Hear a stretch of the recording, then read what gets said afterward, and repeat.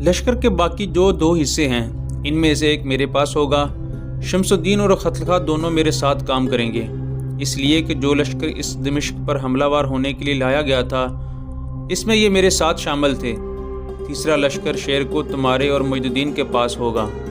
جو لشکر میرے اور تم دونوں کے پاس ہوگا وہ شہر پر زوردار حملے شروع کر دے گا، اور شہر کے فصیل کے اوپر جو تیر انداز ہوں گے ان کی تیر اندازی کو فخر الدین مسعود، نجم الدین اور اسامہ بن مرشد ناکام بنائیں گے۔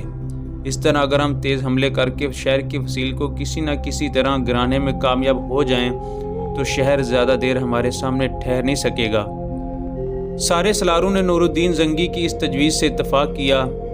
پھر لشکر کی تقسیم کو آخری شکل دی گئی۔ اس کے بعد شہر پر حملہ کر دیا گیا۔ سلطان نور الدین زنگی شیر کو، معید الدین، شمس الدین اور خطلخہ کی طرف سے حسن حریمہ پر یہ ہولناک حملے تھے، اور پھر ان کی مدد کے لیے فخر الدین مسعود اور اسامہ بن مرشد اور نجم الدین بھی کمال جرأت مندی کا مظاہرہ کرتے ہوئے اپنے حصے کے لشکر کے ساتھ اس طرح تیر اندازی کرا رہے تھے کہ شہر کی فصیل کے اوپر جو صلیبیوں کا فاتح لشکر تھا اپنی جانیں بچانے کے لیے وہ فصیل کے برجوں اور فصیل کے اوپر جو تیر اندازی کے لیے خلا بنے ہوئے تھے ان کے پیچھے چھپ گئے تھے۔ اس موقع سے سلطان نور الدین زنگی شیر کو اور معید الدین نے فائدہ اٹھایا، جنوبی فصیل کا حصہ گرا دیا۔ فصیل کا گرنا تھا کہ ایک طرف اٹھ کھڑا ہوا، ایک طوفان اٹھ کھڑا ہوا مسلمان لشکری ہولناک انداز میں تکبیریں بلند کرتے ہوئے شہر میں گھس گئے۔ صلیبی لشکر نے ایک بار پوری طاقت اور قوت سے حملہ کیا، لیکن ان کی جب کافی بڑی تعداد مسلمانوں کے ہاتھوں تہ تیغ ہو گئی تب ان کے حوصلے پست ہو گئے۔ تب انہوں نے ہتھیار ڈال کر امان طلب کر لی۔ حسن حریمہ میں جن صلیبیوں نے ہتھیار ڈالے تھے اور امان طلب کی تھی ان میں اندلس کے علاقے کے ترطلا کا حاکم فتش اور اس کی ماں دونوں شامل تھے۔ ان دونوں کو گرفتار کر لیا گیا۔ سلطان نور الدین زنگی نے اس جنگ کے دوران جو مال غنیمت ہاتھ لگا اس میں سے ایک حصہ جنگ میں گرفتار ہونے والے قیدیوں کے ساتھ اپنے بڑے بھائی سیف الدین کے پاس موصل روانہ کر دیا۔ اس دوران ایک اور اٹھ کھڑی ہوئی۔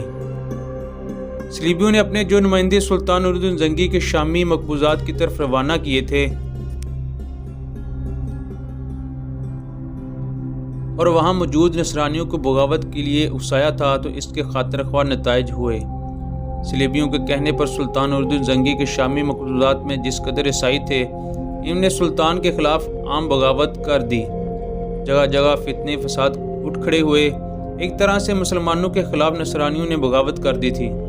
صلیبیوں نے وہاں آباد نصرانیوں کے ذہن میں یہ بات ڈال دی تھی کہ سلطان عماد الدین زنگی فوت ہو چکا ہے اور اس کا بیٹا نور الدین زنگی اس قابل نہیں کہ اپنے باپ کی سلطنت کو سنبھال سکے۔ انہوں نے شامی مقبوضات میں آباد نصرانیوں کو یہ بھی یقین دلا دیا تھا کہ بس ایک بار نور الدین زنگی کے خلاف بغاوت کرتے ہوئے اٹھ کھڑے ہوں، اگر وہ ایسا کریں گے تو بہت جلد سلطان نور الدین ان کے سامنے ہتھیار ڈالنے پر مجبور ہو جائے گا۔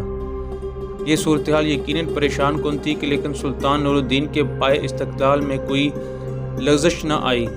حسن حریمہ کو فتح کرنے کے بعد صلیبیوں پر وہ پہلے ہی ایک کاری ضرب لگانا چاہتا تھا۔ اس نے پھر اپنے کام کی ابتدا کی۔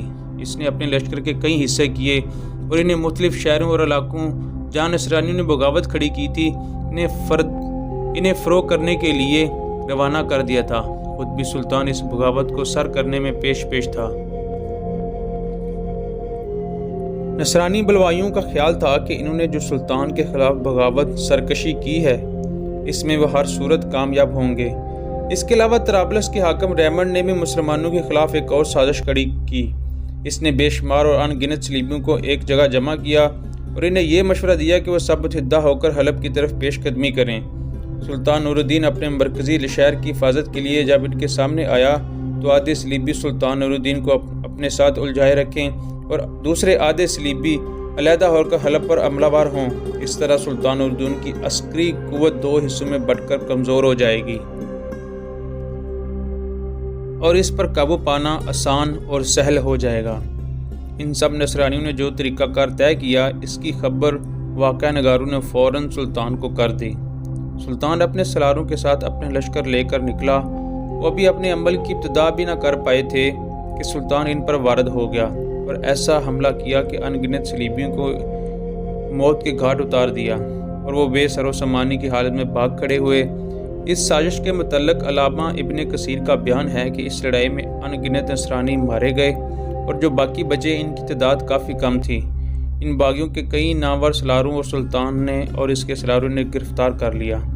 اس طرح سلطان اور اس کے سلاروں نے کی جرمندانہ اور عقل مندی کے باعث یہ ہولناک فتنہ بھی مکمل طور پر دبا دیا گیا۔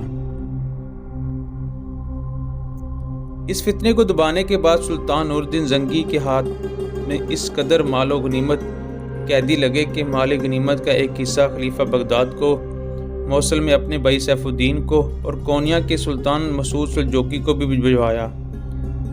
سلطان نور الدین زنگی کی اس فتح پر مسلم شاعروں نے بہت بڑے طویل اور تاریخی قصیدے لکھے۔ اس دوران سلطان نور الدین زنگی کو ایک بہت بڑا صدمہ بھی ہوا اور وہ یہ کہ اس کا بھائی جو موصل کا حکمران تھا اور جس کا نام سیف الدین تھا بیمار ہو کر فوت ہو گیا۔ اس کی جگہ موصل کا والی سلطان نور الدین زنگی کا دوسرا بھائی قطب الدین مردود ہو گیا۔ اس موقع پر نور الدین زنگی اور قطب الدین مردود کے درمیان کچھ اختلافات بھی ہیں لیکن محاذ آگے نہیں بڑھنے پایا۔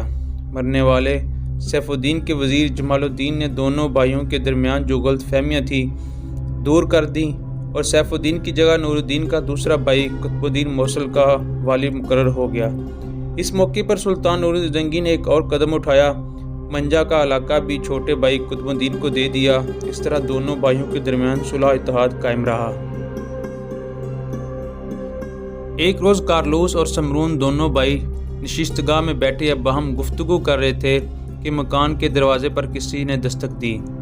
کارلوس اپنی جگہ سے اٹھنا چاہتا تھا کہ اس کے شانے پر ہاتھ رکھتے ہوئے سمرون خود اٹھا اور اسے بیٹھنے کے لیے کہا اور کہنے لگا، تم بیٹھو میں خود دیکھتا ہوں کون ہے۔ پھر سمرون نشستگاہ سے نکلا۔ جب اس نے مکان کا بیرونی دروازہ کھولا تو اس نے دیکھا سامنے شمس الدین اور خطلخہ دونوں کھڑے مسکرا رہے تھے۔ یہ دونوں کو دیکھتے ہی سمرون کی خوشی اور اطمینان کی کوئی انتہا نہ تھی۔ دونوں سے وہ باری باری بغلگیر ہوا۔ سمرون نے جب لوٹنے میں دیر لگائی تب کارلوس بھی نشستگاہ سے نکلا۔ اس نے دروازے کے اندرونی حصے میں جب سمرون کو شمس الدین اور خطلخہ سے گلے ملتے دیکھا تو بڑی تیزی سے آگے بڑھا اور احتجاجی سے انداز میں کہنے لگا، ان دونوں کو وہیں کھڑا کر کے گلے مل رہے ہو، ان کو آگے تو آنے دو۔ اس دوران ازبل، مرسینہ، مشال اور جمارہ بھی باہر نکل آئی تھیں اور اس سارے لمحے کو مسکراتے ہوئے دیکھ رہی تھیں۔ اتنی دیر تک کارلوس آگے بڑھ گیا اور سمرون کی طرح وہ بھی ان دونوں سے گلے ملا۔ پھر دونوں شمس الدین اور خطلخہ کو لے کر نشستگاہ میں داخل ہوئے۔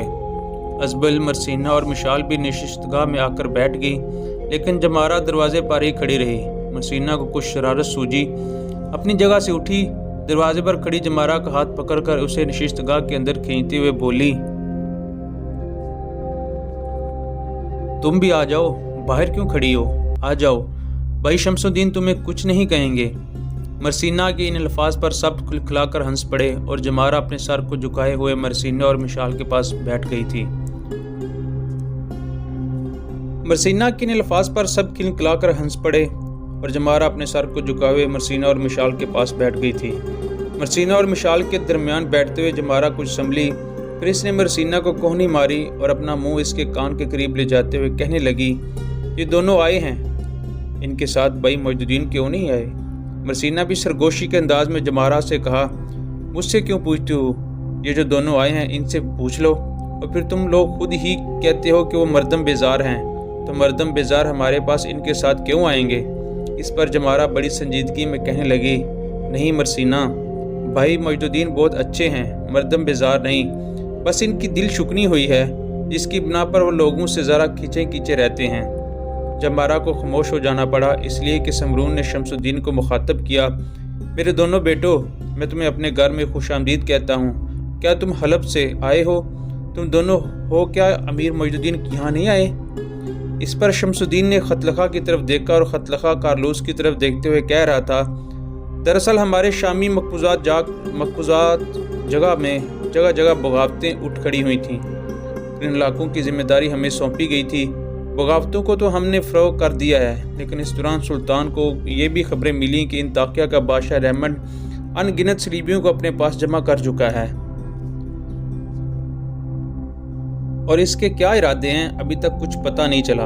احتیاطاً ہم اپنے لشکر کے ساتھ ان علاقوں میں مقیم ہوئے ہیں۔ سلطان اور ہمارا امیر حلب کی طرف گئے ہیں، اس لیے کہ ان کے بڑے بھائی سیف الدین فوت ہو چکے ہیں اور کچھ رسوم نپٹانے کے لیے سلطان اور شیر کو حلب کی طرف جانا پڑا۔ جہاں تک بھائی معید الدین کا تعلق ہے تو وہ ہمارے ساتھ ہی ہیں۔ ہم گزشتہ سب کے پچھلے پیر یہاں آئے، ہمارے لشکر نے شہر کے باہر پڑاؤ کر رکھا ہے۔ معید الدین ہمارے ساتھ ہیں۔ دراصل وہ اس وقت شہر کے اندر جو حفاظتی لشکر ہے اس کے سربراہ کے ساتھ اہم گفتگو کر رہے ہیں۔ ہم دونوں کو انہوں نے یہاں بھیجا ہے۔ دراصل خطلخہ کو کہتے کہتے رک جانا پڑا، اس لیے کہ اس کی بات کاٹتے ہوئے سمرون بول پڑا۔ اس کا مطلب ہے امیر معید الدین نے تم دونوں کو بھیج دیا ہے اور خود یہاں نہیں آئیں گے۔ اس پر شمس الدین بول پڑا، نہیں میرے محترم، وہ آئیں گے، انہوں نے کچھ ضروری امور نپٹانے ہیں، اس کے بعد وہ یہاں ضرور آئیں گے۔ انہوں نے خود مجھے کہا ہے کہ وہ ہمارے پیچھے پیچھے یہاں آئیں گے۔ پھر ایک تھیلی جو شمس الدین نے اپنے ہاتھ میں پکڑ رکھی تھی وہ اس نے کارلوس کی گود میں رکھ دی۔ پھر کہنے لگا، محترم کارلوس، جو الفاظ میں کہنے لگا وہ میرے نہیں بلکہ بھائی معید الدین کے ہیں۔ وہ کہہ رہے تھے کہ میں ان کی طرف سے آپ سے یہ کہوں کہ اس تھیلی میں کچھ نقدی اور سونے کے سکے بھی ہیں، اور وہ یہ بھی کہہ رہے تھے کہ میں ان کی طرف سے آپ سے یہ بھی کہوں کہ چونکہ آپ تینوں باپ بیٹی سب کچھ گنوا کر یہاں آئے ہیں، اس لیے آپ کو نقدی کی سخت ضرورت ہے۔ آپ یہ تھیلی رکھیں۔ بھائی یہ بھی کہہ رہے تھے کہ اس نقدی سے آپ اپنی اور اپنی دونوں بیٹیوں کی ضروریات پوری کریں۔ سمرون نے ہاتھ آگے بڑھا کر چمڑے کی وہ تھیلی لے لی، پھر اپنے بھائی کارلوس کی طرف دیکھتے ہوئے کچھ کہنے لگا، میرے بھائی اگر اجازت ہو تو میں اس کو کھول کر دیکھ لوں۔ اس پر کارلوس مسکرایا اور کہنے لگا، اس پر اجازت لینے کی کیا ضرورت ہے، تم ہی اس نقدی کے مالک ہو، جو چاہے کرو۔ اس پر سمرون مسکرایا، کہنے لگا، نہیں میرے بھائی، میں صرف دیکھنے لگا ہوں، مالک اب تینوں باپ بیٹی ہیں، اس لیے کہ امیر معید الدین نے یہ تھیلی خصوصیت کے ساتھ اپنے تینوں کے لیے بھیجی ہے۔ پھر دونوں بھائی تھیلی کھول کر سکے اور نقدی دیکھنے لگے۔ اس دوران ازبل نے شمس الدین اور خطلخہ دونوں کو مخاطب کیا، میرے بچوں، ویسے یہ بتاؤ تم دونوں نے کھانا کھایا ہے یا نہیں؟ اس پر خطلخہ ذرا تمسخر کہنے لگا، پہلے آپ لوگ بتائیں کہ آپ لوگوں نے کھانا کھا لیا ہے یا نہیں؟ اس موقع پر مشال ہنس دی، کہنے لگی، نہیں بھائی، ابھی تک ہم نے بھی کھانا نہیں کھایا۔ خطلخہ پھر بول پڑا، اگر آپ لوگوں نے کھانا نہیں کھایا تو ہم نے بھی نہیں کھایا، اگر آپ نے کھانا کھایا ہے تو ہم نے بھی ساتھ کھا لیں گے۔ اس پر مرسینہ اپنی جگہ سے اٹھی اور بڑی سنجیدگی میں وہ شمس الدین اور خطلخہ کو مخاطب کر کے کہنے لگی، کھانا ہم اپنے لیے بھی تیار کرنے لگے ہیں، کھانا ہم آپ کے لیے بھی تیار کرنے لگے ہیں، آپ لوگ کہیں مذاق تو نہیں کر رہے؟ کیا امیر معید الدین یہاں آئیں گے؟ اگر ایسا ہے تو ہم امیر معید الدین کے لیے بھی کھانا تیار کریں گے۔ اس پر شمس الدین نے مرسینہ کو مخاطب کیا، میری بہن، کیا ہم نے پہلے کبھی ایسا مذاق کیا ہے؟ شمس الدین کے اس جواب سے مرسینہ خوش ہو گئی، کچھ کہنا چاہتی تھی کہ دروازے پر دستک ہوئی۔ اس پر شمس الدین چھلانگ لگانے کے انداز میں اٹھ کھڑا ہوا اور کہنے لگا، میرے خیال میں بھائی آ گئے ہیں۔ مرسینہ جہاں تھی وہیں رک گئی۔ شمس الدین بھاگتا ہوا باہر گیا۔ جب وہ لوٹا تو اس کے ساتھ معید الدین بھی تھا۔ معید الدین جب کمرے میں داخل ہوا تو سب اپنی جگہ سے اٹھ کھڑے ہوئے۔ باری باری کارلوس اور سمرون آگے بڑھ کر اس سے گلے ملے۔ پھر کارلوس نے معید الدین کو اپنے ساتھ لپٹا کر اپنے پاس ہی بٹھا لیا۔ معید الدین کو دیکھتے ہوئے مرسینہ تھوڑی دیر تک اپنی جگہ کھڑے ہو کر مسکراتے ہوئے اس کی طرف دیکھتی رہی۔